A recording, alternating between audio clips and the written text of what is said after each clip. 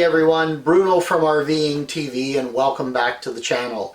Today I thought I would bring you a bit of an educational, informative video on something that is really misunderstood out there, and that's the RV fridge.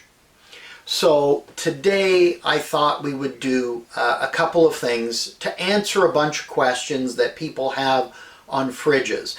And this will hopefully help if you're new to RVing and have just recently got a unit, whether you're looking to buy your first RV and you're seeing these different fridges out there and you're not sure how they work, or you could even be experienced and it's still a very misunderstood item by a lot of RVers. So the video today, we're going to try to do a few things. We're going to talk about the three main type of fridges, because there's a few varieties, but there's three main ones that have been used in the industry for a long time. We're going to discuss how those different types of fridges work, some of their advantages and disadvantages, or their pros and cons.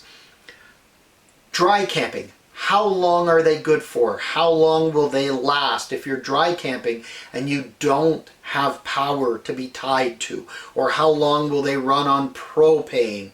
And I'm going to say that, and then you're going to see I'm going to talk to you about the propane side of things. We're also going to talk about some tips and tricks and hacks that will help make your RVing experience a lot nicer, that you can use on your fridge to help you through different scenarios so you enjoy it a lot more and have it run more efficiently.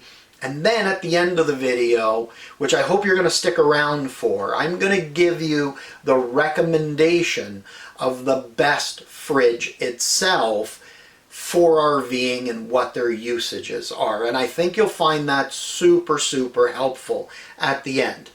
So we're in the RVing TV Denali fifth wheel here, and we're going to start the video here and talk about gas electric, as we refer to them, or propane electric fridges. And then I'm going to shoot at a couple of other locations and we'll talk about 12 volt and residential. So I've already started the video with the three types of fridges we have: gas electric or propane electric, 12 volt fridges, and residential. So let's start with our gas electric. Gas electric fridges are known as what is called an absorption fridge. They work very differently than the other two types of fridges. For example, your household fridge has a compressor in it that cools the fridge down. An absorption fridge does not have a compressor. If we could flip this fridge around, the part that normally you as a consumer doesn't see, at the back there's a cooling unit. That cooling unit is made up of a bunch of tubing that runs throughout, and then inside that tubing there's a set of chemicals. Those chemicals when a specific thing happens, which I'll discuss in a second, create a chemical reaction which causes the fridge to cool itself. So let's talk about why they call it a propane electric or gas electric fridge, because a lot of people think when you're plugged into power that it runs on electricity. And then when you're towing it down the road or you're dry camping and it's technically running on propane, that it's using propane to cool the fridge. And those are both incorrect. What is actually happening is, when you're plugged into power, the electricity is heating up an electrical heating element that creates heat that starts the chemical reaction. That chemical reaction cycles through the tubing, through an expansion, evaporation, and condensation cycle that then creates the cooling effect in the actual unit itself by extracting heat out of your fridge. When you're running on propane, a lot of people think that the fridge is using propane to make itself cold. And as I mentioned, that's incorrect. What happens when you don't have power is there's a 12 volt circuit board that takes power from your battery, that controls your fridge, and that's regardless of whether you're plugged into power or battery power. And what it's doing is it's taking the battery power to ignite a pilot light, just like the pilot light on your furnace. It ignites it electronically, and that pilot light then creates the heat, which then starts that chemical reaction and causes the cooling in the fridge. So it works very differently from the typical fridges that you're used to at home. Now, let's talk a little bit about variations on the actual propane electric fridge. Most trailers and fifth wheels will use a two-door fridge, which looks similar to half of this fridge. A two-door fridge, and typically in travel trailers and fifth wheels, they're 6 or 8 cubic feet in size. Some fifth wheels have been known to have the 10 cubic foot fridge, which is still a double door, and that 10 cubic foot historically has also been found in a number of motorhomes. Now, as you go up, usually in fifth wheel quality and size, and in a number of motorhomes, they go to 4-door fridges like we have here. So our top 2 doors are our freezer sections, and then our bottom 2 doors are actually our fridge section. And they're available to the manufacturer in a couple of different configurations. So we have a 12 cubic foot fridge, which was an upgrade in our unit, but we found it placed in the majority of units when I was selling Denali fifth wheels. It does come in a 12. There's a 14 cubic foot version. There's also an 18 cubic foot version, and the 18s tend to be found on a number of motorhomes. They all work the same, just different in size. 2 different manufacturers. There's a Norcold like we have here, and there's a Dometic fridge. Both super reliable fridges, really great fridges overall. Very easy to operate. You have a set of control buttons. On Norcolds, they tend to be placed here in the front. On Dometics, they tend to be found up higher in the fridge, behind a door or just above the door itself. And they're very straightforward to operate. There's an on-off button, so you simply turn it on. Your display screen will normally flash a combination of letters. So for example, ours here flashes, when you turn it on, it flashes AU for automatic, and then it was flashing AC. So it knew, once we turned it on, because we're plugged in, that we are on household power, flashing the AC. And then we get a little light that shows that we're on. Had we been on propane, it wouldn't have flashed AC. It would have, and you're going to have to forgive me, I forget what it flashes. It flashes a different set of letters to tell you that it's on gas. And you would then hear a little clicking coming from the bottom of the fridge, similar to that click you hear when you fire up your furnace, a little tick, tick, tick, tick, tick. That is the electronic ignition lighting the pilot light. And then you'd hear a little poof, and you know the pilot light is running. You have to really listen because you'll miss it otherwise. They're very quiet.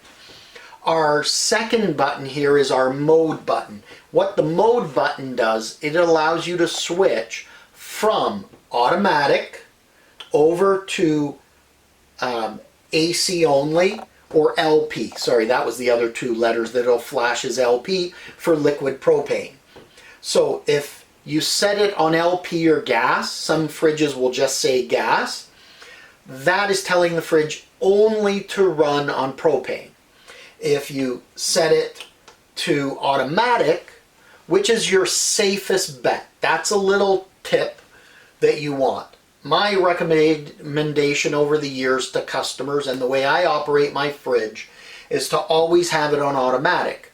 That way, whether I'm plugged into power at the campground and there's a blackout overnight, if it's automatic, it knows if there's electricity. The minute electricity stops, it thinks you've unplugged it and it switches over to propane.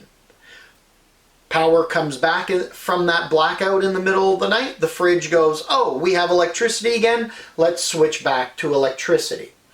Now the amount of propane it burns is very minor, because again, we're not cooling the fridge with propane, we are starting the chemical reaction.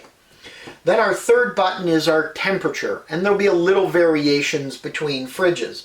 On the Norcolds, there's typically 1 to 9 is the number. When you hit your set temperature, it'll show you a number in the display. And they say right here, 1 is cold, 9 is coldest.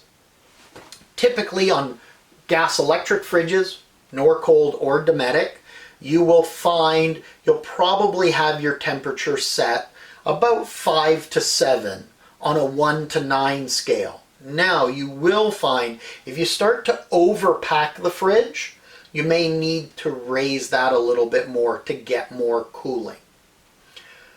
And that's just because of the way the absorption fridge works. Now, let's talk a little bit about the use of the absorption fridge and how you should be using it. So this is another tip. Absorption fridges take longer to cool down. When you have one of these fridges and you want to go camping, you are going to want to start your fridge 12 to 24 hours before you go camping, is my recommendation. The manufacturers will tell you allow 12 hours for your fridge to cool because the absorption fridge takes longer to cool. Also, if you can, pre-cool your items at home in your fridge, bring them out cold and put them in. If you cool your fridge and you start putting warm cans of pop, warm drinking boxes, warm beers that have not been cooled, it's going to take a lot out of the fridge because it's got to cool those units down as well as keeping the fridge cold. Now, when you're camping and you can't help it, you can't help it. The fridge will cool it. But when you're packing up to go away, if you can pre-cool, you're actually helping your fridge along. So some other tips about gas electric fridges that are really super important. Because there is a chemical reaction happening in the back of this fridge, when you're running the fridge, it's really important to be as level as possible. And that's both front to back as well as side to side. The fridge will work if you're not perfectly level, but if you start to get too out of level, that chemical reaction is hindered. And it may slow down, take longer, or even worse, if you're really out of level, that chemical reaction will not happen. It'll start but not finish the process, and that can actually damage your gas electric fridge. So it's really important to know that you're as close to level as you can be for the fridge to work properly. Another tip, when you're out camping and you get the really extreme hot weather, sometimes this fridge will struggle more at keeping everything cold because of the outside ambient temperature, because you have a chemical reaction happening, not a compressor making the cold happen. So in warmer weather, if you notice your fridge isn't working quite as effectively, you may need to turn the temperature up. Depending where you are, your altitude, etc., some of you may find in certain conditions the gas, running it on propane only, will run more efficiently, and other times running on electricity will be more efficient. In general, electricity is more efficient for running this. But there are instances where running it on propane, because the heat that is put out by your pilot light, etc., is more effective at running it. But if you see little anomalies, little tip there, if you're running on gas and you can get it and it doesn't seem to be cooling as well, run it on electricity and see if it's cooling even better. Another tip is more of a habitual thing that we do. People in general have a habit that when you feel thirsty or you want a snack, you walk up to the fridge, you open up the door at home, and you kind of sit and look at the fridge and decide, you know, what you're seeing on the shelves. What do I want to eat? And you stand there with the door open. We see it in all the commercials and the TV shows because it's a habitual thing. With a gas absorption fridge, every time you open the door, you're losing cooling because that air is coming out. So it's really important that if you want to get your items as cold as possible inside, keep them really cold, that you decide early what you want out of your fridge. Also, a little hack that you can use is if you've been cooling pop overnight inside, cooling beers, and you're going to have a get-together with a lot of people over, instead of storing everything in your fridge for that day, cool it down in the fridge. In the morning, take it out, put it into a cooler with ice, or put it into an electric cooler that's going to keep it cool, and put it outside where everybody is. So the guests aren't going into your fridge, 50 times an hour, and you're losing all that cooling, and the fridge is trying to keep up. Because it does, as I mentioned, take longer to cool with an absorption fridge. Now, so that is a bit of a con with a propane electric fridge. A positive behind it is that these are very efficient fridges, great for traveling down the road, but fantastic for boondocking or dry camping, because you can run this using propane to create that heat for the chemical reaction. So I've heard if you were running on two 30-pound propane tanks and running this fridge on propane only, you could get 300 and some odd days of running this fridge off of the propane. That's how little propane it uses, heating up that element that creates or that starts the chemical reaction. So they're very, very efficient. Usually what is going to limit you more in your runtime when you're dry camping is your batteries, that 12-volt power that's running the computer board that runs the fridge. So that computer board is going to run off 12-volt power. When you're plugged in, it's going to take your household 110 power, convert it through the converter to 12-volt to run the fridge. But when you're down the road or you're boondocking, it's your battery. So runtime is going to vary depending on the type of battery you have. Is it a lead acid battery? Is it a 24, 27, or 31 series? Is it a lithium ion? Do you have two sets of batteries? So I'll give you a simple answer. For most travel trailers and fifth wheels, assuming you're good with the rest of your electrical consumption, because not only is the fridge using electricity, so is your lights, etc., off of the battery when you're dry camping. So if you're relatively good that way, with lights and other features, fans, 12-volt fans, etc., on one 24 series battery, which is typically what most dealers put on a travel trailer or a fifth wheel, with one battery, you should be able to get, on average, about 3 days. If you use a lot of electricity, could be as short as 2 days. And if you're really, really super good, You might even push 4 days, but let's say 3 days on average. So if you have one of these fridges, you plan to do a lot of dry camping, your best bet, do like I did here.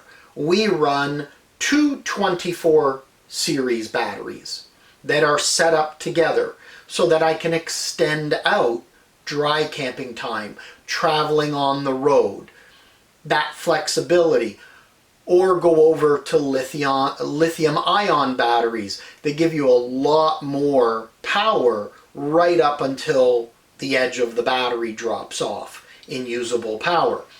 Or use 2 lithiums.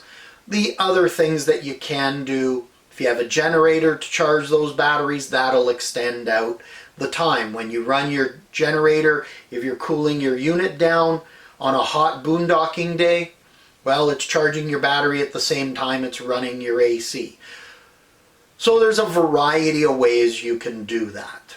Now, as a comparison, since we're talking about dry camping, as a comparison, a 12-volt fridge, because it's still running on a compressor, that 12 volts is running directly off your battery, you're likely to get probably 2 days. Again, if you're really good with electricity, you might push it to 3. And if you're really bad with electricity usage, you might only get 1 day of fridge running. But on average, about 2. Then when we talk residential, and I'll explain more in each section of the video when I take you over to each of those units, a residential fridge is going to be the largest power consumption because it needs 110 volt power. It needs household power. And in order to get that out of a travel trailer, fifth wheel, or motorhome, and typically you'll find residentials and fifth wheels or motorhomes, you're going to need an inverter, and a large inverter to boot, to run that fridge. And that is going to sap power out of your battery quickly. So if you have one battery, I would be surprised if you even get a day of fridge running time while you're dry camping. You have 2 batteries, that'll extend out your time. If you have lithium ions, that'll extend out your time. But likely in a big fifth wheel or the motorhome, you're going to need a generator on board to keep power in those batteries.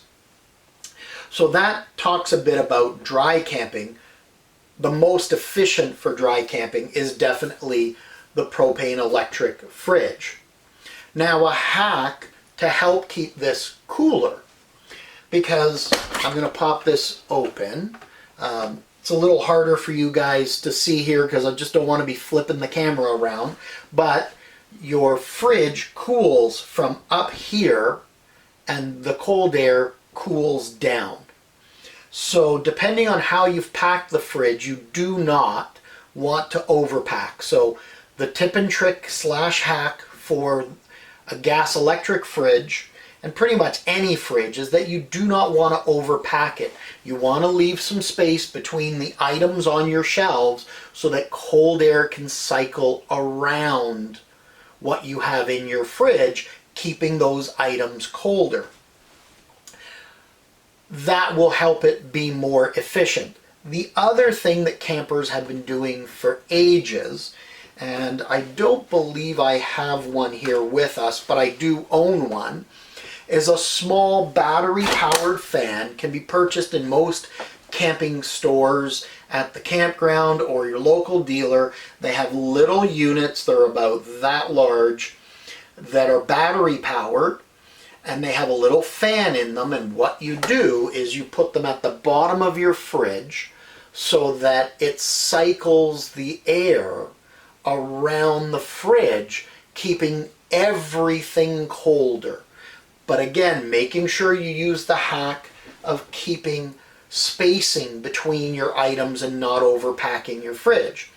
Then by using the cooling fan hack, that will cycle air better and keep your fridge a lot colder. Haven't had any issues or having to do any of that with freezer sections. They get really nice and cold. It's the fridge section that sometimes you'll notice the upper shelf or the second shelf down is a little warmer than the bottom of the fridge or right next to the cooling fins. So that's a little hack for the gas electric fridges that you can do. So again, to review pros, we have really good long run times. We have really reliable fridges because these fridges have been used for decades in RVs. This is the original RVing fridge, gas propane. The 12 volt and the residential are newer to the industry itself. They come in a variety of sizes, great for boondocking. The cons, you've got to be level, and it takes a little longer to cool the fridge down and keep it cold as you're taking items in and out is your trade-off for all those pluses. So you'll be able to tell. So what we'll do is we'll stop at this point here. We'll switch over to a 12 volt fridge and then a residential fridge and go through our pros, cons, and descriptions of how they function.